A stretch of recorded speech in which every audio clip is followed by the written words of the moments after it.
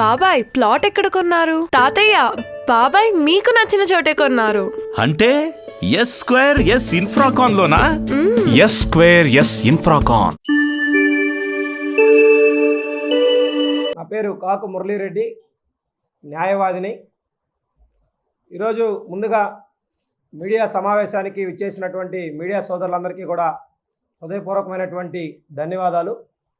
ఎందుకంటే ప్రజా సమస్యల్ని ప్రభుత్వానికి చేరవేయడంలోనూ, ప్రభుత్వం అందించేటువంటి ఏ మంచినైనా సరే ప్రజలకు చేరవేయడంలోనూ మీడియా పాత్ర ఎంతో ముఖ్యమైనది.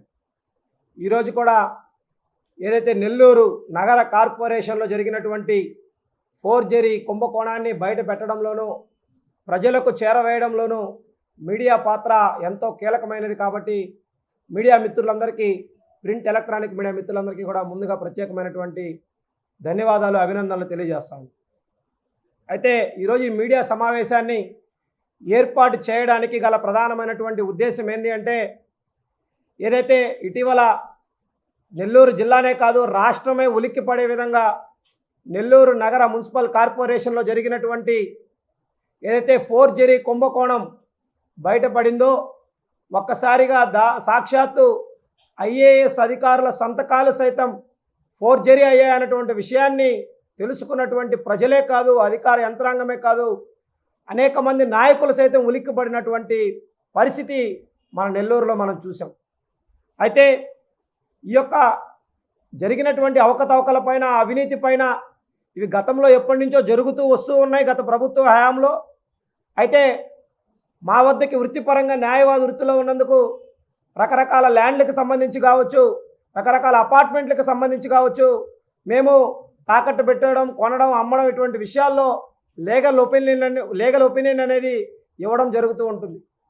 అయితే ఈ క్రమంలో మా వద్దకు వచ్చినటువంటి కొన్ని డాక్యుమెంట్లని పరిశీలించే క్రమంలో ఈ యొక్క సంతకాలు ఏదైతే ఉన్నాయో వాటిపైన మాకు పలు అనుమానాలు వ్యక్తం అవ్వడం, వాటి గురించి ఆన్లైన్లో చెక్ చేయడం, అక్కడ మాకు సమాచారం లభించకపోవడంతో ఇవి ఫోర్జరీ అయ్యాయన్నటువంటి ఒక అనుమానంతో ఎవరైతే ఇప్పటి వరకు నగర కమిషనర్గా ఉన్నటువంటి, నెల్లూరు నగర మున్సిపల్ కార్పొరేషన్ కమిషనర్గా ఉన్నటువంటి వికాస్ మర్మత్ గారికి లిఖితపూర్వకంగా ఫిర్యాదు చేసి వారితో మాట్లాడి విషయాలను వాళ్ళకు వివరించి ఈ యొక్క సంతకాలు ఫోర్జరీ అయినటువంటి అనుమానాన్ని వ్యక్తం చేయడం జరిగింది.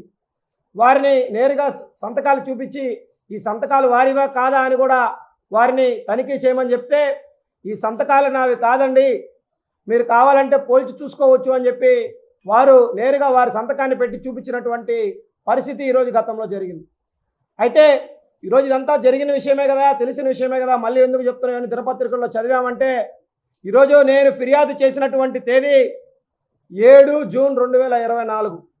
అంటే దాదాపుగా ఈరోజు 1.5 నెలగా వస్తూ ఉంది. అయితే 1.5 నెల అయినా కూడా ఈరోజు ప్రాథమిక విచారణ చేశారు కమిషనర్ గారు. సంతకాలు నావి కాదు అని ప్రాథమిక నిర్ధారణలో తేల్చి, ఎవరైతే బాధ్యులు ఉన్నారో టౌన్ ప్లానింగ్ డిపార్ట్మెంట్లో ఉన్నటువంటి అధికారులు ఎవరైతే ఉన్నారో వాళ్ళకి షోకాజ్ నోటీసులు ఇవ్వడం జరిగింది. వాళ్ళు ఇచ్చినటువంటి సమాధానాలు సంతృప్తికరంగా లేవు కాబట్టి వారిపైన సస్పెండ్ చేసి చర్యలు తీసుకోవడం కూడా జరిగింది. తదుపరి విచారణకు ఆదేశించడం జరిగింది.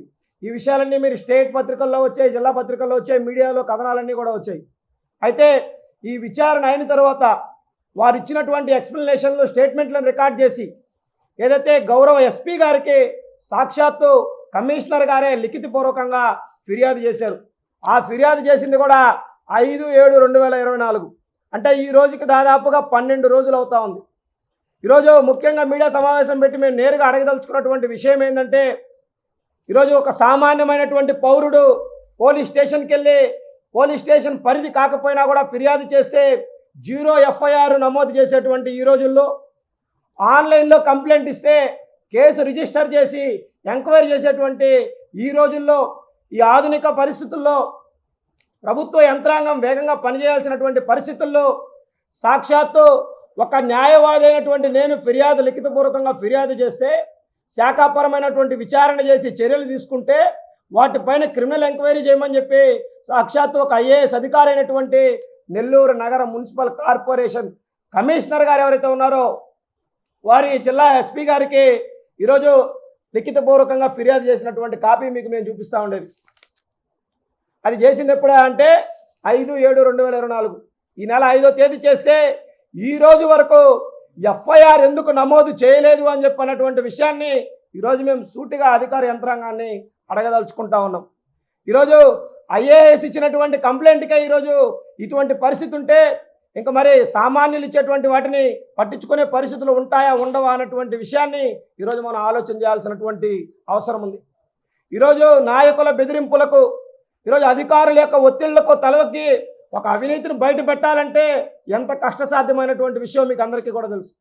మరి ఈరోజు వచ్చిన సమాచారాన్ని విని వదిలేయకుండా ప్రజలకి నష్టం జరగకూడదు, వ్యవస్థలో అవకతవకలు జరిగితే ఇది కార్పొరేషన్కి చెడ్డ పేరు అన్నటువంటి భావనతో లిఖితపూర్వకంగా ఫిర్యాదు చేసి అవినీతిని బయట పెడితే ఈరోజు విచారణలో ఎందుకు జాప్యం జరుగుతుంది అని చెప్పి ఈరోజు మేము సూటిగా అడుగుతా ఉన్నాం. ఈరోజు ఎవరైతే నెల్లూరు నగరం నుంచి ఎమ్మెల్యేగా గెలిచి ఈరోజు సాక్షాత్తు మున్సిపల్ శాఖ మంత్రిగా ఉన్నటువంటి గౌరవనీయులు పొంగూరు నారాయణ గారిని విజ్ఞప్తి చేస్తూ ఉన్నాం. నెల్లూరు రూరల్లో ఎమ్మెల్యేగా గెలిచినటువంటి కోటమిరెడ్డి సేదిరెడ్డి గారికి విజ్ఞప్తి చేస్తూ ఉన్నాం. ఈరోజు ప్రజల్లో అవినీతి కుంభకోణాల పైన విచారణ చేయడం అంటే వాటిని నీరుగార్చడం అన్నటువంటి భావన ప్రజల్లో రాకముందే దయచేసి మంత్రి గారు, ఎమ్మెల్యే గారు మీ ఇద్దరికీ చెప్తా ఉన్నాం. అదేవిధంగా ఈరోజు జిల్లాలో మరో మంత్రి గారు రామనారాయణ రెడ్డి గారు ఈరోజు కార్పొరేషన్లో ప్రధానంగా ఉన్నటువంటి నెల్లూరు నగర, అదేవిధంగా రూరల్ ఎమ్మెల్యే గారు కార్పొరేషన్ పరిధిలో ఉన్న 54 డివిజన్లలో మరి ఈ మున్సిపల్ కార్పొరేషన్లో జరిగినటువంటి అవినీతి కుంభకోణాలపైన ఐఏఎస్ గారు వికాస్ మర్మత్ గారు ఎస్పీ గారికి రాసినటువంటి లేఖ మీ దృష్టిలో లేదేమో అని మేము భావిస్తూ ఉన్నాం. ఉంటే మరి చర్యలు ఎందుకు వేగవంతం కావడం లేదు అని ఈరోజు మేము అడుగుతా ఉన్నాం. ఈరోజు ఈ మీడియా ద్వారా మీ దృష్టికి సమాచారాన్ని తీసుకొని వస్తూ ఉన్నాం. ఈరోజు దాదాపుగా 164 సీట్లతో అఖండ విజయంతో ఏర్పాటైనటువంటి ప్రజాప్రభుత్వంలో అవినీతిని ఏ విధంగా కూడా ఉపేక్షించబోరని చెప్పి ఈ ప్రజాప్రభుత్వం పైన మాకు సంపూర్ణమైనటువంటి విశ్వాసం ఉంది. కాబట్టి ఈరోజు నారా చంద్రబాబు నాయుడు గారు ముఖ్యమంత్రిగా ఉన్నటువంటి నారా చంద్రబాబు నాయుడు గారికి విజ్ఞప్తి చేస్తూ ఉన్నాం. అదేవిధంగా మా నాయకులు జనసేన పార్టీ అధ్యక్షులు పవన్ కళ్యాణ్ గారు డిప్యూటీ సీఎంగా ఉన్నారు, వారికి కూడా ఈ మీడియా ద్వారా విజ్ఞప్తి చేస్తూ ఉన్నాం. ఇటువంటి అరాచకమైనటువంటి అవినీతి అనకొండలని దయచేసి ఉపేక్షించొద్దు.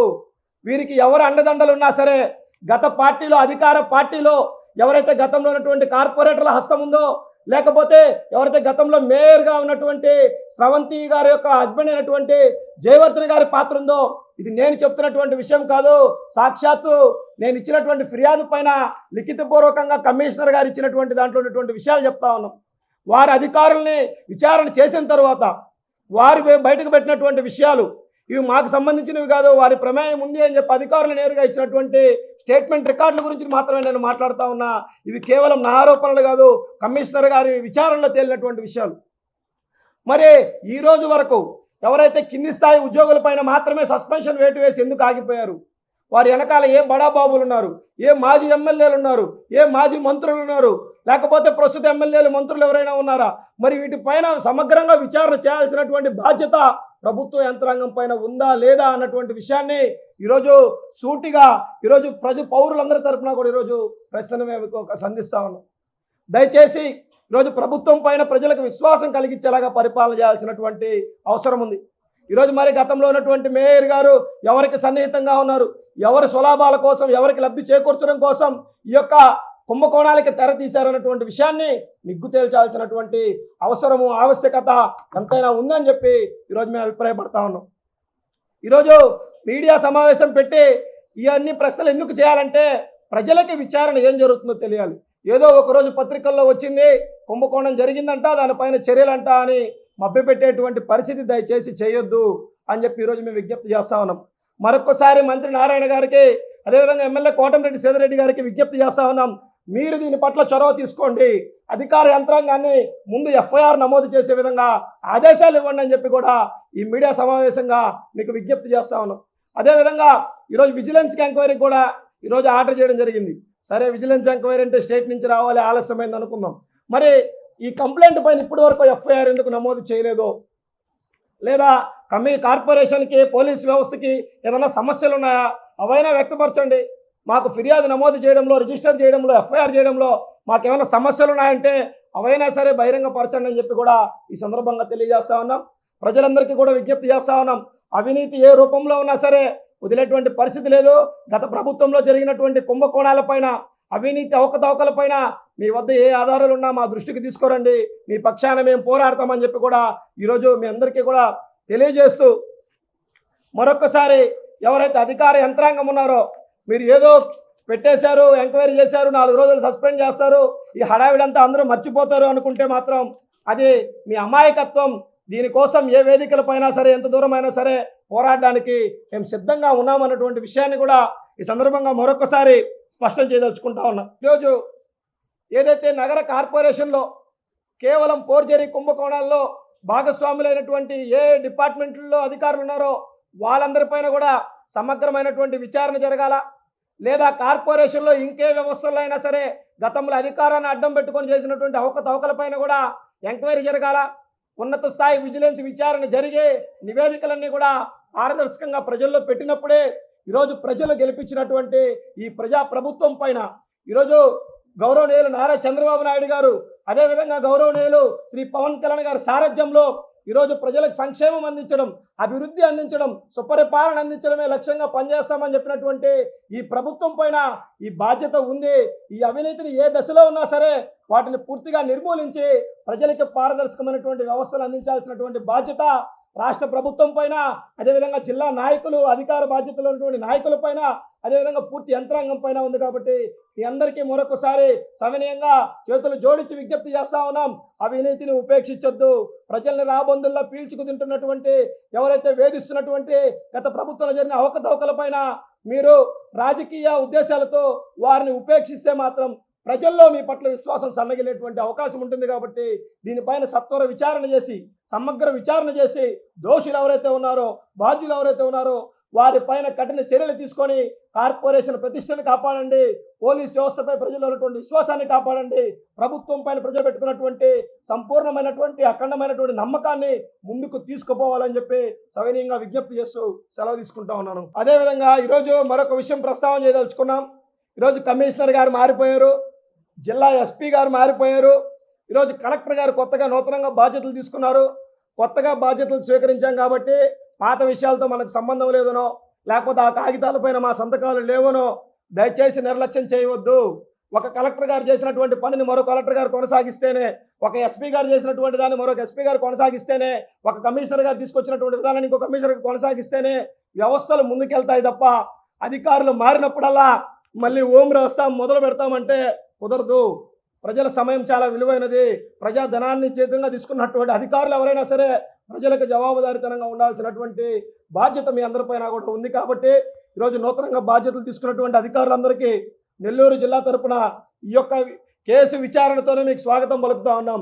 ఈ యొక్క విచారణ జరిపి ప్రజలకు పారదర్శకంగా నిజాలు అందించినప్పుడు మీరు తీసుకున్నటువంటి బాధ్యతలకి పరిపూర్ణత చేకూరుతుంది. కాబట్టి గతంలో ఉన్నటువంటి ఎస్పీ గారి దగ్గర సమాచారం తీసుకోండి, గతంలో ఉన్నటువంటి కలెక్టర్ గారి దగ్గర మీరు సమాచారం తీసుకోండి, మారిపోయినటువంటి కమిషనర్ గారి దగ్గర సమాచారం తీసుకోండి. ఈరోజు ఇప్పుడున్నటువంటి వికాస్ మర్మత్ గారే కాదు, ఇంకొక ప్రధానమైనటువంటి విషయం 2022లో ఈ యొక్క నగరంలో కార్పొరేషన్లో కమిషనర్గా పనిచేసినటువంటి హరిత గారు, ఎవరైతే హరిత గారి సంతకాలు కూడా ఫోర్జరీ చేసినట్టుగా ఈ నివేదికల్లో వెల్లడించడం జరిగింది. మరి ఈరోజు వాటిపైన ఇప్పటికే విచారణ చేస్తుంటే ఈ తప్పు జరిగి ఉండేది కాదు కదా. ఈరోజు మీరు విచారణ సరిగా చేయకపోతే భవిష్యత్తులో ఇవి ఉదాసీనతకు దారితీసి, నిర్లక్ష్యాలకు దారితీసి ఈ తప్పులు పునరావృతమైనటువంటి అవకాశం ఉంటుంది. వీటి వల్ల బలైపోయేది సామాన్య పేద మధ్యతరగతి ప్రజలే. ఈరోజు అనేకమైనటువంటి తప్పుడు విషయాల్లో అవినీతి కోసం బెదిరించి సమస్యలు సృష్టించేటువంటి అధికారులకి మీరు తీసుకున్నటువంటి చర్యలు ఒక గుణపాఠం కావాలని చెప్పి కూడా కోరుకుంటూ, మారినటువంటి అధికారులు ఏ స్థాయిలో ఉన్న వాళ్ళైనా సరే ఈ యొక్క కేసు పైన సమగ్ర విచారణ చేసి దోషుల్ని, బాధ్యుల్ని కఠినంగా శిక్షించాలని చెప్పి కూడా ఈ సందర్భంగా తెలియజేస్తాం.